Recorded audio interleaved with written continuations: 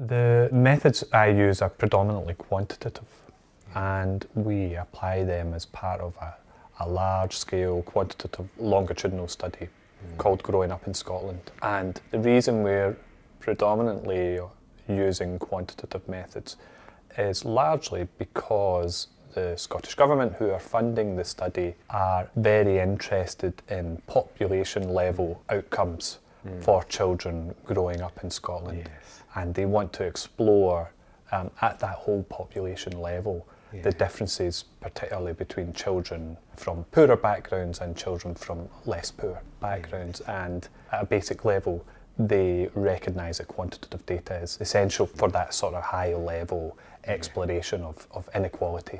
And primarily use qualitative methods. And I'm part of a broader team that brings together people with different skills.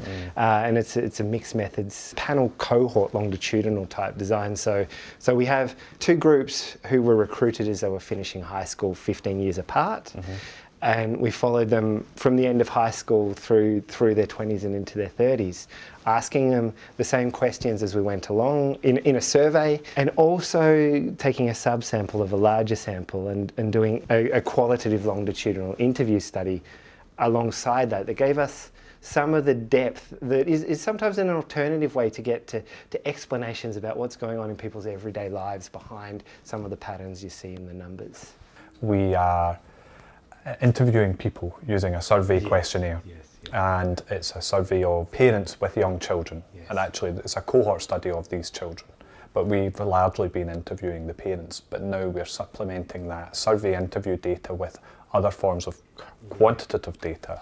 We collect data from the children themselves and from the parents, and now we're starting to link these survey data with routine administrative data. So what we've got is a very comprehensive and complex quantitative data set.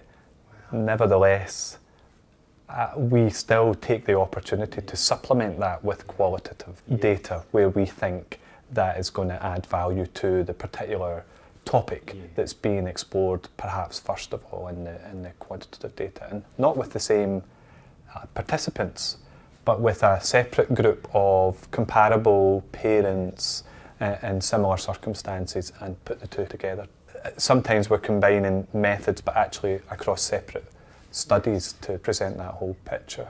And I think this is something that social scientists are just beginning to get a bit better at, is working together as well. It doesn't have to be necessarily you that does the qualitative work as well. If you partner with others who might be able to fill in some of those parts of the picture. Because I'm not sure of your experience, but one of the challenges we have is the timescales of longitudinal studies. If you're collecting data every year, it can be hard to keep up, so you can miss for a few waves of your data collection. That maybe a question isn't working out how you thought it would in terms of the data you're getting from it, or it works for the first wave and then three waves later you realise that circumstances have changed, the question isn't working the same way, or your sample has changed, so you're not getting the data you wanted out of it. But some time has passed already. Have you had any experiences like that? Yeah, certainly we have had experiences like that, where we are already in our third or fourth wave of data collection, and then we start working on a piece of analysis that goes back to the first wave of data collection and looks at a set of data we haven't looked at yet, and lo and behold we discover everybody's answered that question in the same way, or nobody's answered that question, or that doesn't seem to work. I think the other similar challenge that we've had is our study is funded by the Scottish Government, and policy makers have a very quick need for evidence. And when you're working on a longitudinal study, it can be very difficult to convince them of the time that's needed to collect the data and to build up a comprehensive longitudinal data set, and that they might need to wait a few years for it to fully realise its whole value. And what we've found in those circumstances is that what we will want to do is in fact ask the same question every year, but what they want to do is change the question because the question isn't relevant for the policy anymore. And we've been caught out with that, because when we've then subsequently wanted to look at, as we would do in longitudinal data, let's look at a trajectory, a pattern of people moving in and out of a certain status. It might be employment, it might be income. if we've changed the nature of how we ask that question over time, it becomes very difficult to determine that any change you observe is as a result of actual change or just because you've changed the question. It's a slightly different take on it, but it is a challenge that we face. There's various trade-offs you have to make. So when you do surveys of young people, attrition is a big problem. And you have a concern about not asking too much of the participants, not developing a questionnaire that's going to take 2 hours to complete. But new questions come up, people who are interested in your data, maybe funders, maybe people who are part of the team, who want to add new questions in. You'll maybe think 1 or 2 questions aren't working, but you might want to try and fix them. And you're balancing off all these things to decide, can we ask new questions? Is that question worth continuing with if it's not working anymore? We do our best, but there are times when we go back and say, why did we ask the question like that? Because it's really not quite right. But now we have to decide whether it's good enough that there's something of value coming out.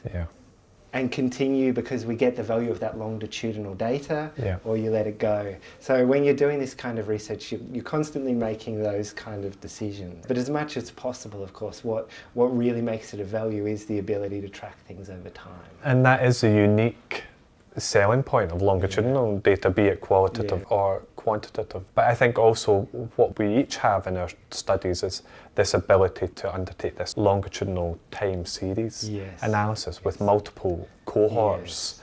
And I think you were saying you've got 2 cohorts that are 15 years apart, and so that allows you to make comparisons between the 2 of them. And we do a lot of comparisons around things, for example, like what our participants are looking for in a good job. And we use that to challenge some of the discourses around our younger cohort that are part of the group that in Australia is called Gen Y, or the millennials in other parts of the world. And this idea that they crave flexibility and don't care about job security, we can use that data to show that even in their mid-20s and even in their late teens, just like the older cohort at the same age, they're saying job security would be great, please. So one of the key things we want to do is compare the 2 cohorts at the same age, because it allows you to separate age and generational effects in that sense. But there are some questions that are just essential to understanding how times have changed that we didn't ask to the first cohort, but we want to ask to our second cohort. But even, for example, asking about social media, it really highlights one of the challenges of longitudinal research in a fast-moving, changing world, is that we began to ask a question about how often our participants use social media in about 2004. We had responses that went from I never use social media to the very top was I use social media several times a day. Immediately people could see what with a question like that might be today, is that very quickly after 1 or 2 waves, almost every single person in our study was saying they used social media at least several times a day. And the reason, which is my mobile phone. So when we started to design this question, we were imagining a world that was maybe already starting to disappear, but the team was from a slightly older generation and weren't picking up on this. But social media was moving from something that you had to go to a computer station, click to open Facebook, to this thing that people carried around in their pocket all the time, and had a Facebook application right there on the front. We're also beginning to use tweets and also mobile phones as a device we use to try and collect data now. We also send little reminders as a way to try and hold on to our participants. It's been really useful when you're studying a cohort that can be quite mobile. We know that lots of these children in our cohort have got mobile phones now, and we're in a position as these children move into adolescence at age 12. The next time we're hoping to speak to them, they'll be age 14. Gradually, the respondent in our study, the main respondent, is going to move from the parent to the child. So it's a key point for us to keep this child engaged in the study. And we're thinking, well, a great way to do that would be to design something that they can access on their mobile phone. But of course, at the moment, everything that we do in the study is done via the parent. You know, we communicate directly with the child, but via a gatekeeper Yes. who is the parent, and accessing or asking a child to directly do something on their Yes. mobile phone is removing that sense of security. So we're very cautious about how we do it, but we certainly see it as an opportunity, and a good opportunity, Yes. as we're moving through that stage of adolescence, to keep Yes. these children involved. If you think about your apps that tell you how many steps you've taken, Yes, how yes. far you've run or walked, how Yeah. much activity, these are really important objective measurements for our purposes. So to be able to access that in a less burdensome way than currently going into households and spending lots of time with these families is very attractive, but also ethically problematic and needs a bit of thinking. Yes, well, a nice segue, I think, into the one other prop I brought along with me, which was my almost 4-year-old son Louis' Transformer. So Transformers were one of the shows I watched as a 5, 6, 7-year-old, and my son's watching it now. And if I asked a question on my survey about Transformers, I bring all this baggage around the good guys and the bad guys and what it all meant and who the leader was. And I sat down to watch a Transformers-based show with my son, and some of the Transformers were dinosaurs now. So if I hadn't had that experience of watching Transformers today, we might both be talking about Transformers, him and I, and talking about very, very different things.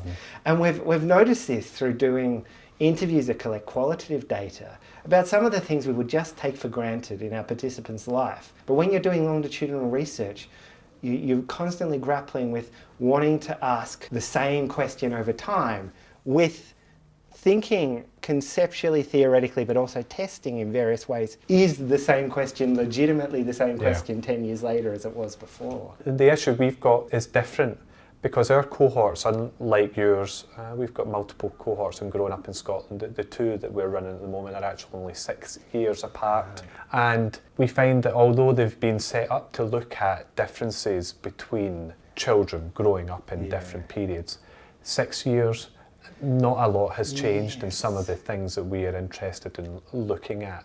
But actually, essentially, longitudinal data is simply data which is collected over time. And I certainly know of studies that have collected longitudinal data using text messages over the course of a day. So that's a very short time period, but nevertheless it is tracking changes in a person's behaviour or their feelings or their situation over a period of time, and therefore it's longitudinal data, and it's still different from asking them from one point in time, and it can be done very simply and very quickly, but nevertheless create quite a powerful and unique longitudinal data set. So I think it's important that people can remember that longitudinal data isn't just about big studies tracking people over 15 years, and could be done and be applied very usefully to explore other research questions. It's a very broad church, and I've also seen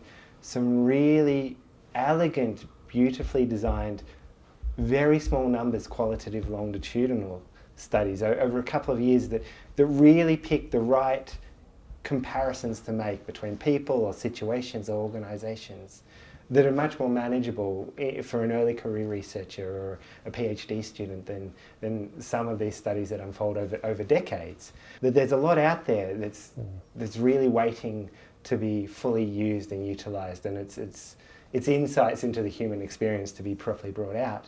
But there's all this data out there, and teams working on things that you can look to make connections with and work with. And often people are very interested in getting others involved to work on parts of the data or look at new questions, because it can be hard to keep up when you are working on these larger projects. We've had PhD students who have collected data in addition to the data that they're using from our survey, appending themselves to our team, in a sense, our team that's running this huge piece of work that actually benefits from having this supplemental high quality qualitative data exploring areas that we've been unable to explore as part of the main project.